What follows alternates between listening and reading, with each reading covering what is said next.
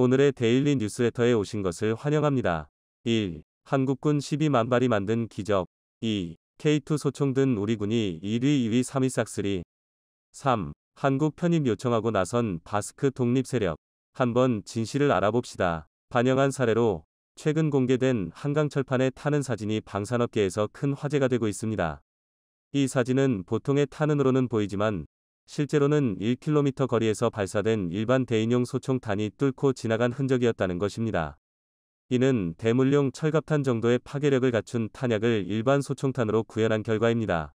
이 특이한 사례로 인해 미군도 이 발사 결과에 흥미를 느끼고 관심을 갖고 있는 상황입니다. 이런 기술력을 가진 중소기업이 대한민국에 존재한다는 사실은 놀랍습니다. 대한민국은 세계에서 가장 강력한 미군조차도 주목하는 탄환 제조 기술력을 보유하고 있다는 것을 증명하였습니다. 이러한 사례는 대한민국의 국방산업이 세계적인 신뢰와 경쟁력을 갖춘 것을 보여주는 중요한 사례로 평가됩니다.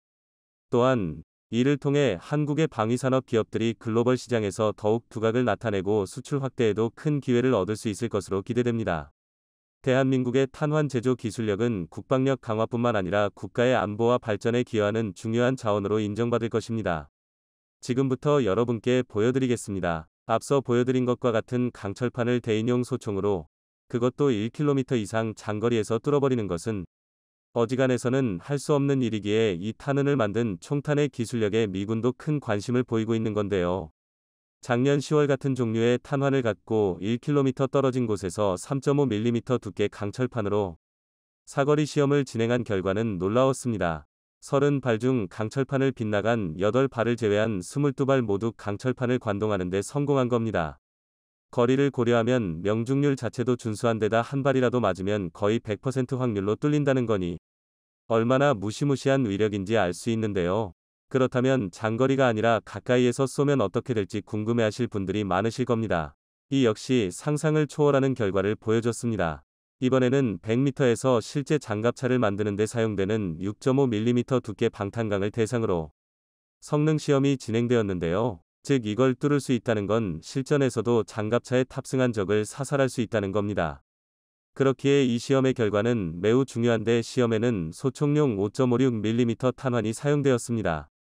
우선 우리 군에서 일반적으로 가장 널리 사용되는 K100탄, 그러니까 현재 K2 소총에 사용되는 탄으로 사격한 결과 맞은 흔적은 남았지만 강철판을 뚫지는 못하고 튕겨져 나왔습니다.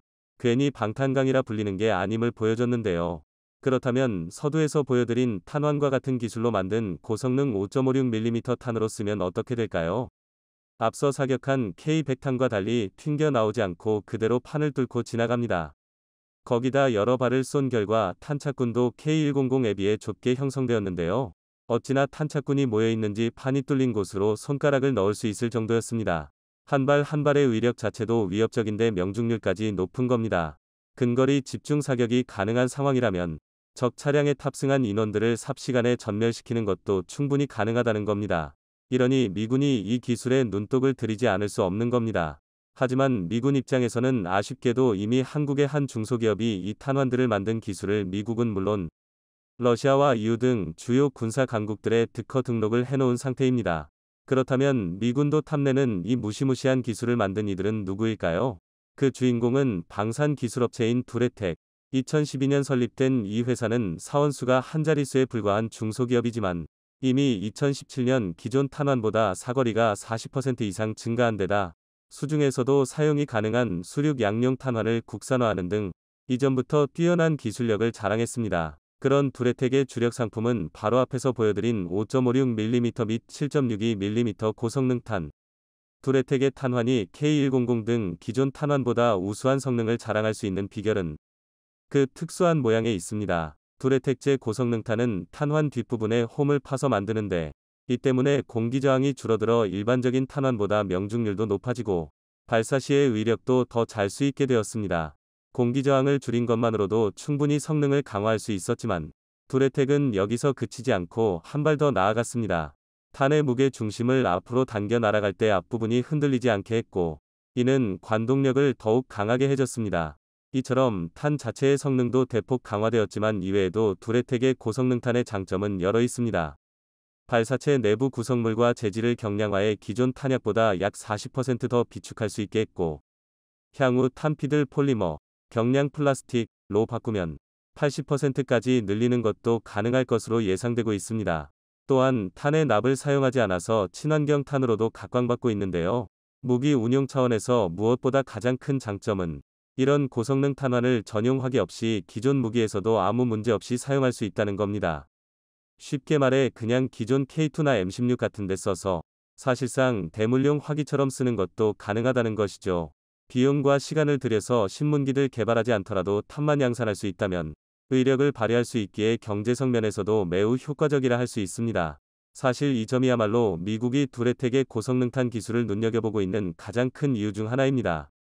미국이 기존에 진행 중이던 6.8mm 구경제식 소총 개발을 통해 이루고자 했던 것을 더 범용성 있게 더 저렴한 비용으로 이루었으니 말입니다.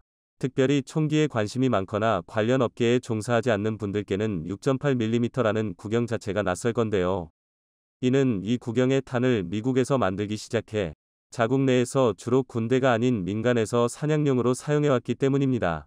기존 5.56mm 탄이 사람보다 더 두꺼운 가죽과 지방층을 가진 멧돼지나 사슴과 같은 대형 동물 상대로는 위력이 저감되는 경향이 있어 이들 극복하고자 만들어진 게 6.8mm 탄인데요. 두꺼운 가죽도 쉽게 뚫을 수 있는 그 관통력에 미군도 관심을 보여 아프가니스탄과 이라크 전선 등에서 실전 테스트를 하는 등 이전부터 제식화를 꾸준히 시도해왔습니다. 이는 최근 들어 방탄복 제조 기술이 발달해 9mm, 7.62mm, 5.56mm 등 기존 제식 탄들로는 지근거리에서 일접사들 해도 뚫어내기가 힘든 수준까지 되어서입니다. 어떤 적이라도 뚫어버릴 수 있는 일격필살의 탄을 양산화하려 하는 건데요. 그래서 미군은 작년에 차기 신형 제식화기 사업에 총기와 탄약 모두 6.8mm 구경인 시그 사우어사의 XM7과 XM250을 최종 선정했습니다. 그런데 이 XM7 등 6.8mm 구경화기 아예 근본적으로 6.8mm 탄 자체가 군사용으로서 효율성이 얼마나 있는 것인지 미국 현지에서도 의문이 제기되고 있습니다. 우선 탄약 무게부터 사업에서 탈락한 다른 후보들의 것들과 비교해서 가장 무거워 비축량이 상대적으로 적을 수밖에 없습니다. 거기다 XM7의 경우 총열이 다른 주요 소총들과 비교해 상대적으로 짧은 편인데 이들 극복하고자 탄속을 높이려고 약실 압력을 높여버리는 바람에 반동까지 7.62mm 탄 수준으로 심해졌습니다.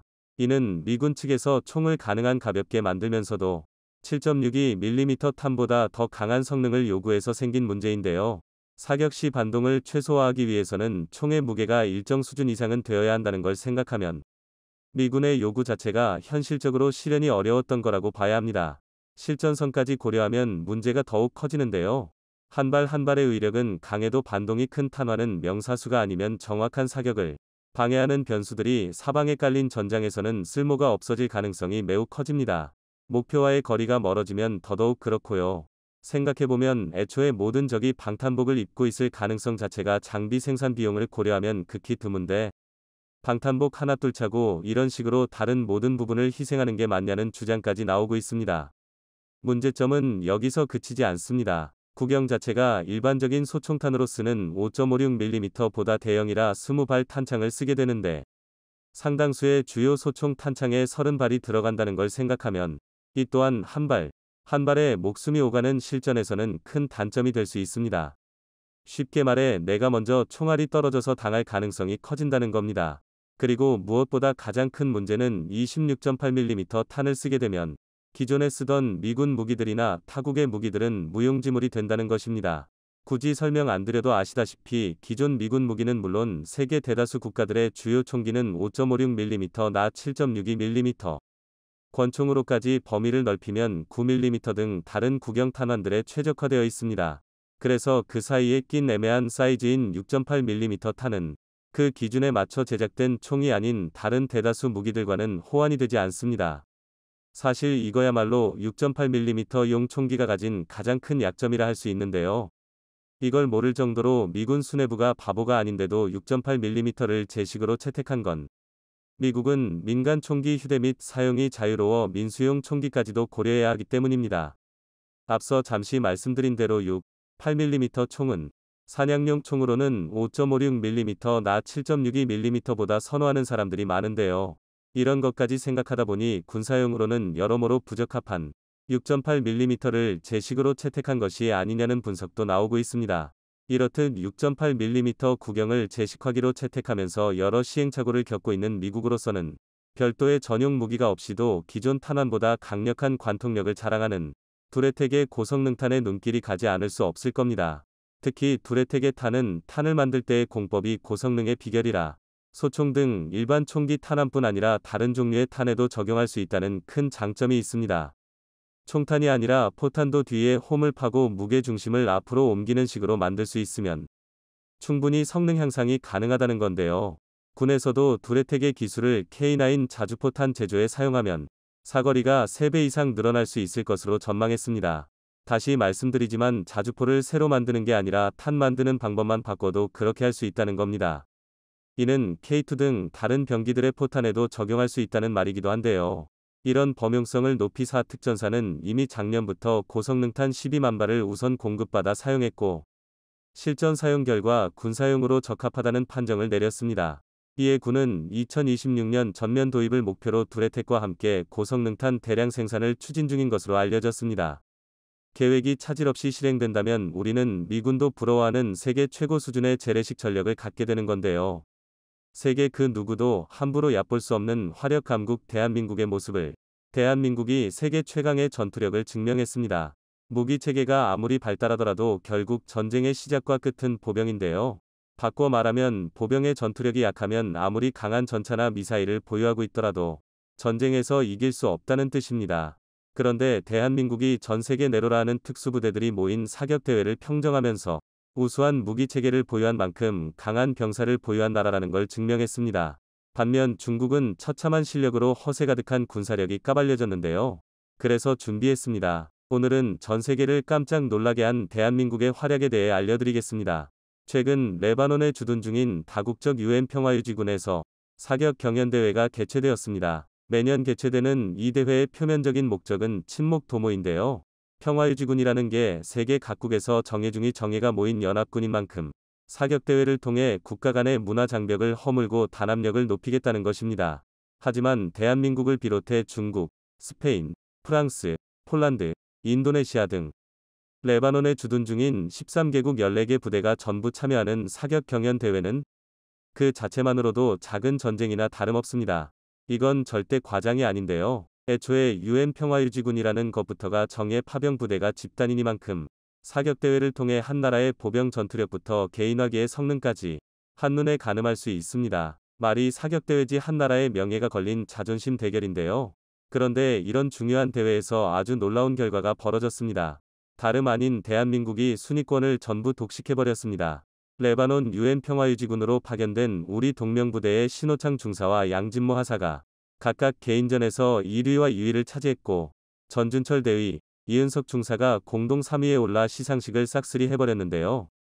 이뿐만이 아닙니다. 심지어 동명부대 장병들이 참여한 단체전에서는 종합 2위의 성적을 올리며 압도적인 실력을 증명했습니다.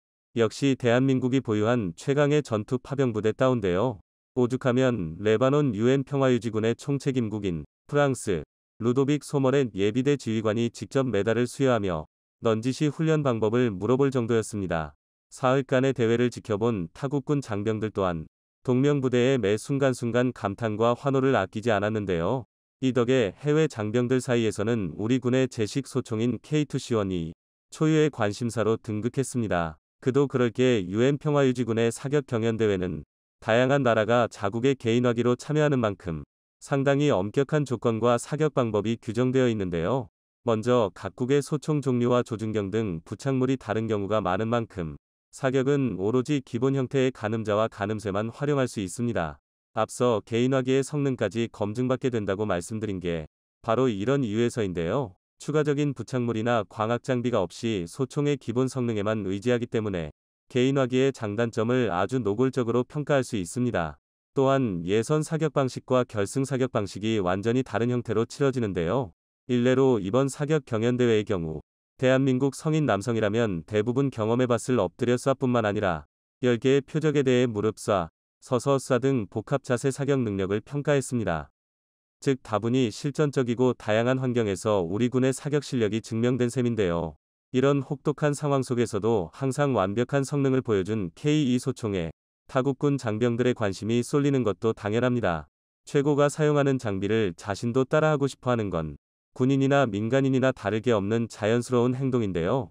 이는 우리 동명부대와 K2 소총이 같은 UN 평화유지군으로 파견된 중국군과 비교해도 너무하다 싶을 정도로 우수하다는 점도 무시할 수 없습니다. 대한민국과 중국은 비슷한 지역에 엎치락뒤치락하는 군사력을 갖춘 만큼 늘 비교의 대상이 되는데요. 특히 대외 이미지를 중요시 생각하는 중국은 1990년대부터 유엔의 평화유지군을 파병하면서 한국보다 먼저 국제 영향력을 선점해왔습니다. 심지어 시진핑 때에 이르러서는 8천여 명 규모의 병력을 추가하면서 세계 최대의 평화유지군 파병국이 되었습니다. 상당히 의외의 사실인데요. 하지만 많은 분이 예상하셨다시피 중국이 평화유지군을 파병하는 건 정말 유엔의 가치에 맞게 평화를 위한 목적이 아닙니다. 중국은 그저 평화유지군이라는 명목으로 약소국의 내정에 개입하고 유엔에서 발언권을 강화하기 위한 정치적 목적으로 대규모 파병 병력을 유지하는 건데요. 그렇게 전 세계 유엔 파견지역 16곳 중 9곳이나 파견된 만큼 실력이나 괜찮으면 모르겠지만 정예중이 정예랍시고 으스대는 주제의 중국 평화유지군의 실력은 최악이라는 말도 아깝습니다. 단적인 예로 중국이 아예 인민해방군까지 파견해서 주둔 중인 남수단에서는 도저히 군대라고 생각할 수 없는 추태를 보였는데요. 남수단의 수도 주바에서 나흘간 정부군과 반군 사이의 교전이 발생하자 난민촌을 지키고 있던 중국의 평화유지군은 총탄에 노출된 민간인들과 임무초소를 벌이고 주기지로 도망쳐 버렸습니다. 이후 충돌이 격화되고 있는데도 중국 평화유지군은 전장 한복판에 있었던 자신들의 기지에 틀어박혀 출동조차 하지 않았고 심지어 피난하는 민간인을 향해 최루탄을 발사하는 등 믿지 못할 만행을 저질렀습니다. 이처럼 중국 평화유지군이 제 임무를 외면하는 동안 민간인을 포함한 300여 명이 사망하는 등 끔찍한 일이 벌어졌는데요. 또 최소 5명 이상의 외국인 구호활동가들이 중국군 기지 인근 호텔로 끌려가 집단백을 당했을 때도 수십 차례의 구조 요청받았지만 묵묵부답으로 일관했습니다. 이외에도 소총을 든 반군들이 공격해오자 그대로 장갑차 안에 처박혀 있다 결국 RPG 세례를 맞고 몰살당하는 사건까지 벌어졌었는데요. 아무리 중국제가 겉만 번지르르 하더라도 반군의 개인화기로는 장갑을 뚫을 수 없는 게 당연한데 그저 엑셀만 밟아서 자리를 이탈하면 그만인 것을 겁에 질려 그조차도 수행할 수 없었던 것입니다. 이 정도면 명색의 평화유지군이 총든 깡패 집단보다 나은 게 하나 없는 수준인데요. 16년 동안 레바논에 주둔하면서 신이 내린 천사라는 찬사를 듣는 우리 동명부대와는 정말 비교할 수 없을 정도로 막장인 모습입니다. 폭발물 제거부터 의료 지원, 태권도 지도까지 치안 유지와 민생 안정에 있어 폭넓게 활동 중인 동명부대는 2020년 최악의 참사라고 불리는 베이루트 항구 폭발 사고에서도 활약했는데요. 당시 동명부대는 기지에 보관 중이던 마스크 등 생필품 6천여 세트를 선뜻 제공했을 뿐 아니라 의약품 등 구호물자 4천여 세트를 현지 구매해 전달하는 등 구호 활동에 동참했고 반정부 시위가 격화되자 치안 유지의 최선봉에 기꺼이 앞장섰습니다. 이처럼 규율과 실력에서부터 이미 하늘과 땅 차이니 사격대회에서도 수준 차이가 여실히 드러날 수밖에 없는 건데요. 실제로 중국은 상위 6개국이 진출하는 결승전조차 진출하지 못하면서 처참한 실력이 낱낱이 까발려졌습니다. 더군다나 중국 평화유지군은 2019년 자체 개발한 최신식 소총인 QBZ-191을 운용하고 있었습니다. QBZ-191은 대표적인 숏 스트로크 가스 피스톤 방식의 소총으로 K2의 롱 스트로크 방식과 정반대의 구조인데요. 이론상 사격 시 노리쇠가 움직이는 길이가 짧기 때문에 반동이 적고 명중률이 높습니다. 다만 신뢰도가 떨어지는 게 단점인데요. 즉 소총 구조적으로 봤을 때 중국 평화유지군이 우리 군의 선수들보다 더 유리한 위치에서 시작한 셈입니다. 하지만 그럼에도 불구하고 결과는 정반대였는데요. 우리에게 하도 익숙하다 보니 흔해 보이지만 사실 K2 소총은 명중률과 신뢰도를 모두 잡은 세계적인 명품 소총입니다. 우선 안전, 단발, 연발, 점사 4가지 발사 모드를 모두 제공하거나 온도에 맞춰 가스 배출량을 조절할 수 있다는 것 자체가 매우 드문 옵션인데요. 여기에 더해 직관적이고 간단한 조작성과 높은 신뢰도, 명중률 등 징병제 국가의 보급 총기가 가질 수 있는 보편성과 민간 총기에서 기대할 수 있는 높은 성능을 모두 갖춘 훌륭한 소총입니다. 그렇기 때문에 K2 소총이 대한민국에서 최초로 양산에 상공한 총기라는 걸 알려주면 외국 군사 전문가들이 경악에 빠지곤 하는 건데요. 중국의 QBZ-191 사례만 봐도 알 수 있으시겠지만 가장 기본 장비라고 하더라도 세계에서 제식 소총을 제대로 국산화하여 만들 수 있는 나라가 오히려 드문 편입니다. 일례로 러시아만 봐도 불세출의 천재였던 미하일 칼라시니코프가 설계한 AK-47, AK-74를 지금까지 줄기차게 개량하는 방식으로 제식화하고 있는데요. 또 일본의 20식 소총은 기술 실증용을 양산품이라고 속여서 제식화하는 바람에 아직도 제대로 실전 배치가 안 되는 형편이고, 기존에 사용하던 89식 소총은 AK-74 대비 30배나 높은 가격에 조종관이 오른쪽에 쏠려 있는 바람에 아예 방아쇠에서 손을 놔야만 사격 방식을 변경할 수 있습니다. 이로 인해 89식이라고 하면 오른손이 바쁜 소총으로 아주 유명한데요.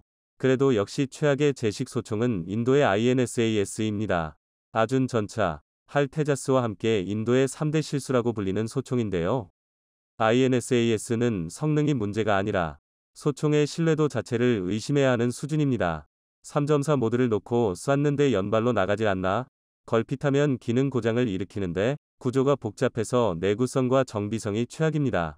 게다가 기온이 떨어지면 플라스틱으로 만들어진 탄창이 갈라지는 등 심각한 결함을 드러냈는데요. 흥미로운 건 중국, 러시아, 인도, 일본 네 나라 모두 군사력 순위를 논할 때 10위권 안에 드는 강대국들이라는 것입니다.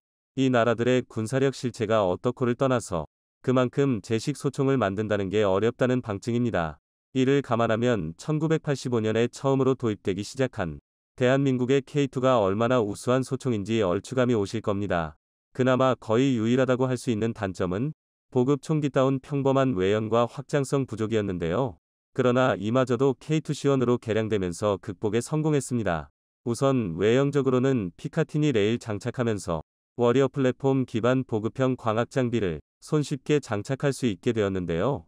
이전에는 벨크로 등을 이용하거나 상부 몸통, 총열 덮개에 나사를 풀어야 했던 것에 비하면 장족의 발전입니다. 게다가 구조적으로 더욱 발전된 설계가 적용되면서 크스트 시범 운용 결과 250m 표적 대비 명중률이 15.4% 상승했는데요. 또한 확대경, 조준경, 표적지시기 등 워리어 플랫폼 미착용 부대와 교전 결과 살상률은 무려 480%, 250m 이상 먼 거리 표적 살상률도 240% 증가했고, 표적 식별 후 조준 사격까지 걸리는 시간도 평균 2초나 감소했습니다.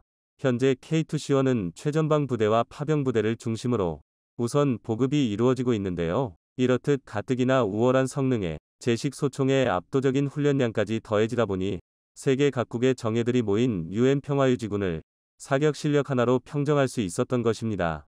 이처럼 대한민국은 전 세계 파병부대와 평화유지군의 모범 답안을 제시하고 있는데요. 대한민국 국가대표로서 해외 파병부대의 작전 수행을 항상 응원하겠습니다.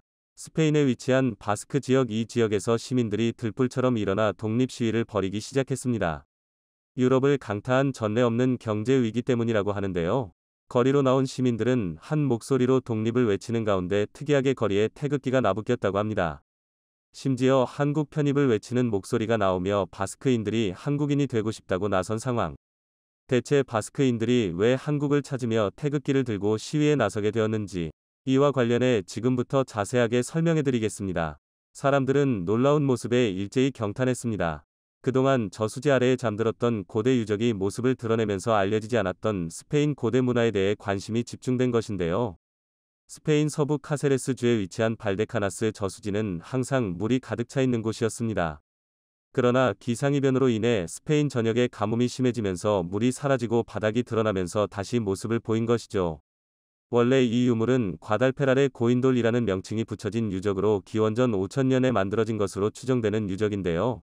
독일 고고학자에 의해 처음 그 존재가 알려졌으나 프란시스 프랑코 독재 정권 치하에서 저수지 개발 프로젝트로 그 모습이 사라졌죠. 개발과 저수지가 더 중요했기에 이 유적은 보호나 관리 없이 그대로 물속에 잠길 수밖에 없었습니다. 마을 주민들은 이 유적을 잘 유지해 박물관으로 옮기자고 할 정도로 다시는 없을 기회가 이들 주민들에게 찾아온 셈이죠. 스페인을 강타한 폭염은 이처럼 과거의 유물을 다시 소환할 정도로 스페인 주민들을 힘들게 하고 있습니다. 40도가 넘는 폭염이 잇따르는 것은 기본인 이런 상황에서 에너지 수급 문제로 에어컨도 제대로 이용할 수 없죠. 우크라이나 러시아 전쟁이 장기화되고 에너지 문제가 해결되지 않는 사태가 폭염과 맞물리면서 스페인은 재난 수준의 고통을 겪고 있습니다. 정부는 에너지를 아껴야 하기 때문에 에어컨 온도 제한을 거는 한편 상점과 사무실 등 밤 10시부터 불을 꺼야 하는 비상 상황을 발동했습니다. 공공기관은 물론이고 민간 시설인 쇼핑몰, 영화관, 직장은 물론 외교공사 역시 에너지 제한에 동참을 해야 했습니다. 프랑코 독재 정권 시절에도 볼 수 없었던 혹독한 조치가 스페인을 덮친 것입니다. 폭염은 스페인 경제도 위협했습니다. 제대로 된 공장 가동은 물론이고 서비스업을 비롯한 대부분의 산업이 정상적으로 작동되지 못하기에 스페인 경제에는 빨간 불이 켜졌죠. 인플레이션 역시 스페인을 괴롭게 하는 요소입니다. 자원전쟁으로 비화되는 각종 기초자원 수급 문제에서 스페인은 자유로운 상황이 아닐 뿐더러 코로나 시기 보조금과 실업수당을 지급하면서 치솟은 물가가 겹치면서 역대 최고의 인플레이션율을 기록. 물가 통제도 스페인은 필요했습니다. 페드로 산체스 총리는 인플레이션 완화 대책을 발표. 현재 50% 할인을 적용하고 있던 국영 철도 티켓을 9월 1일부터 연말까지 4개월간 무료로 배포한다고 밝히며 치솟은 물가 잡기와 민심 잡기에 나섰습니다. 스페인 국영 철도인 렌페와 대도시 통근 열차 세르카니아스, 카탈루냐 지역 철도 로달리스가 무료 티켓 배포에 해당되었죠. 차량을 주로 이용해 통근하는 스페인 주민들을 달래고 대중교통 장려로 에너지 절약까지 노리는 정책이었습니다. 그러나 이러한 임시 정책에 많은 이들은 분노했죠. 게다가 스페인의 작은 도시 그라나딜라의 주민들이 정부의 무책임한 이주 정책을 비난하는 일이 벌어지면서 정부의 무능이 스페인 사회의 화두가 되었습니다. 이런 사태가 다가올 동안 정부는 대체 무엇을 했는지 시민들은 불만에 차서 정부를 향해 대규모 시위에 나섰습니다. 불같은 성격의 국가답게 시위는 동시다발적으로 이뤄졌죠. 세비야와 바르셀로나 지역에서 시작된 시위는 산발적으로 전개되더니 카탈루냐 지방에서는 아예 대놓고 정부를 비난하는 시위가 전개되는 모습을 보였습니다. 이에 동조해 바스크 지역에서도 시위가 전개되는 등 사태가 심각해졌습니다. 그런데 바스크 지역에서 벌어진 시위가 기묘한 모습을 띠기 시작했습니다. 정부에 대한 불만으로 끝나는 것이 아니라 독립에 대한 목소리가 나오며 바스크 깃발은 물론이고 태극기를 든 이들이 등장한 것입니다. 바스크 지방 사람들이 독립을 요구하면서 태극기를 든 것은 사실 과거 고대 바스크인들과 한국 사이의 관계 때문입니다. 프랑스와 스페인 접경지 때에 주로 거주하는 바스크인들은 옛날부터 유럽 민족과 다른 정체성을 지니며 살고 있었는데요. 이들이 쓰는 언어나 문화를 살펴보면 유럽 문화와 다른 형태를 띈 것을 알 수 있죠. 게다가 DNA 분석 결과 이들과 유럽 민족 사이의 상관성이 낮게 나오면서 바스크인들이 어디에서 온 이들인지 많은 학자들은 궁금증을 품었습니다. 서울대학교 신용화 교수는 바스크인에 대해 놀라운 가설을 제기하며 고대 바스크인들이 고조선의 후예라는 사실을 밝히며 바스크인과 고대 한국인 사이의 관계를 드러냈는데요. 과거 고조선 멸망 이후 중국과 흉노족이 거주하는 중앙아시아 벌판을 거치며 이들 한민족의 후예들은 이름을 아발족이라 바꾸며 고조선의 명맥을 이었습니다. 이들은 게르만족과 전투를 벌이며 독자적인 세력을 유지.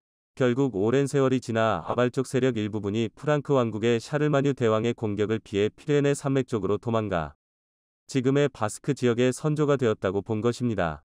이에 대한 증거로 바스크족 언어를 들었는데요. 바스크 언어를 바스크족은 유가라, 에우스카라라고 칭합니다. 카라는 말, 언어를 뜻하는 고대 한국어인데요. 유가라는 고대 아발족의 말이라는 뜻이 변형된 것이라고 분석한 것이죠. 바스크어의 문법 역시 고조선어와 마찬가지로 주어, 목적어, 동사 어순입니다. 전형적인 우라러족에 속하는 구조로 유럽 언어의 보편적인 특징인 주어, 동사, 목적어와는 확연한 차이를 보입니다. 열다라는 한국어는 바스크어로 이레키타라는 표현을 쓰거나 안따라는 한국어를 바스크어로 번역하면 자리자리로 번역이 되는 것을 보면 한국과 바스크는 상당한 연관성이 있죠. 무엇보다 바스크족 거주지에 고인돌 무덤이 있다는 것이 강력한 증거입니다. 피레네 산맥 기슭에 위치한 고인돌 무덤이 현재도 남아있는데요. 중세 초기에 만들어진 고인돌로 한국에 남아있는 고인돌 유적과 흡사합니다.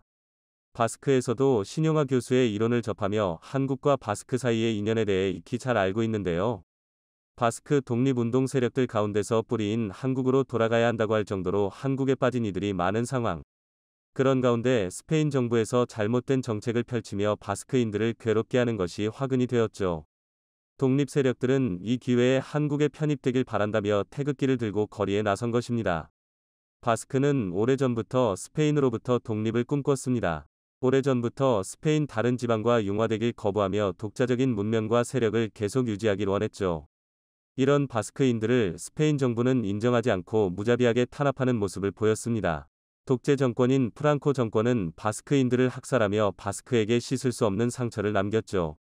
이런 역사를 지니고 있기에 바스크인들은 같은 민족의 뿌리를 공유하는 한국에 편입되길 원하며 독립에 나선 것입니다. 어찌 보면 고아라 할 수 있는 바스크인들이 부모인 한국을 찾는 것은 당연한 일이죠. 바스크 민족의 독립을 바라는 바스크 민족주의당 (PMV) 은 최근 독립에 대한 기세를 높이며 바스크 민족들을 설득하고 있는데요.